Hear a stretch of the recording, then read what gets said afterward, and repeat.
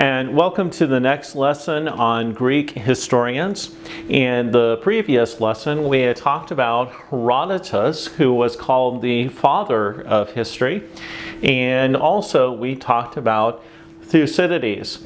And I had said that Herodotus and Thucydides had really begun a new trend in history, which was to basically secularize or take history away from the religious elites and those who were guiding the state, also away from sources of power. Herodotus was not in a king's court. He was not a part of the state, and so he was able to write freely and able to write a history that did not have to please a king or queen.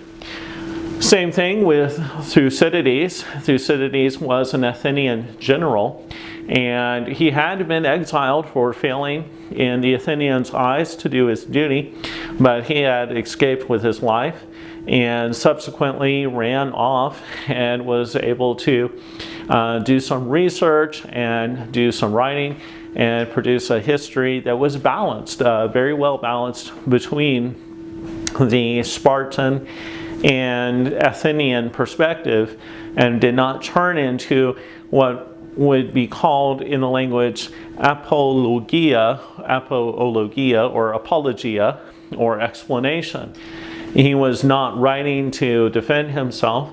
He was just simply presenting the war as it was, a very Rankian perspective on the Peloponnesian War. So today I want to briefly touch on these three historians. I said two, possibly we'll have time to get to three. This one is Xenophon. I heard somebody call him Xenophon. No, he's not Xenophon, he is Xenophon. Xenophon lived roughly about the same time as Thucydides. And Xenophon completed the story of the Peloponnesian War, and he picked up where Thucydides had left off. So obviously Thucydides' history of the Peloponnesian War had gained a lot of readership and had gained credibility, and Xenophon took it upon himself to write additional material and fill in the last few years of the war. Now, why would Xenophon do this? Well, Xenophon did have some credentials. He had fought in the war himself, as did many men of his generation. Also, after the war, he was able to lead a group of 10,000 Greek soldiers through Asia Minor, which is Turkey today, and into the Middle East and to southern Iraq.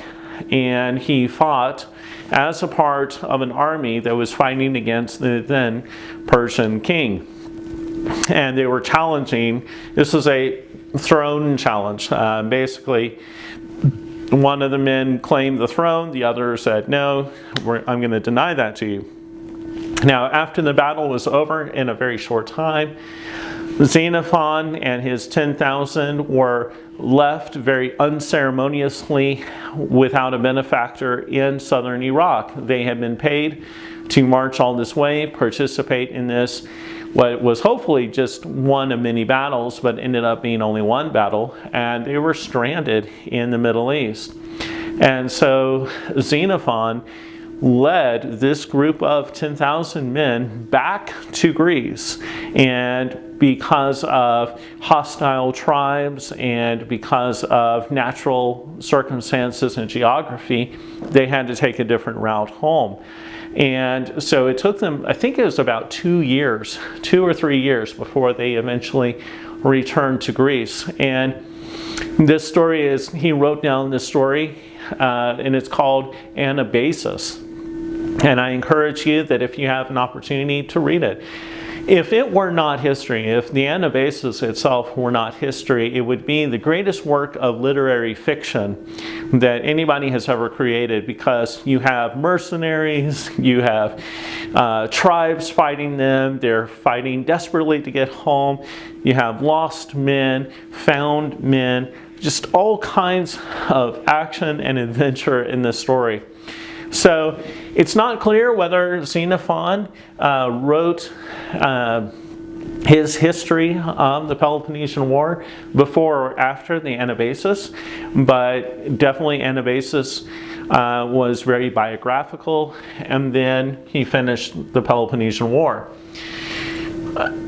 A few centuries after Xenophon came the next major Greek historian, and his name is Polybius. And Polybius wrote during the Roman era. In fact, he decided to become a Roman citizen, and some Greeks tend to treat him a little with a little hostility, having seen him as a bit of a turncoat. But Polybius added to the discipline of history because he wrote his history as a direct response and challenge to two other historians. And he actually has the chutzpah, he has the guts to call these two historians out very specifically by name in his text. One of them was named Timaeus. And he says, Timaeus's history, the way he wrote his history and his methodology is really terrible, and I'm going to write this history and demonstrate how Timaeus was very wrong in his approach and in his writing.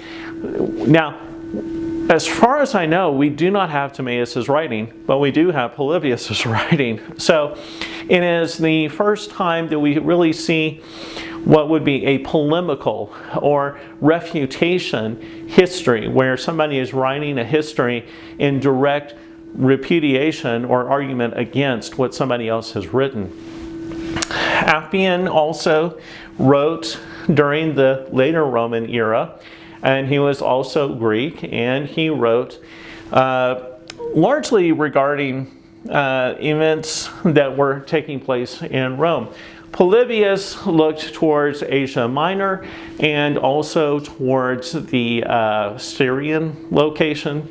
His history focused on a group in the kingdom called the Seleucid Kingdom, which had taken over after Alexander the Great had died, and Seleucid had ascended to the throne in that region.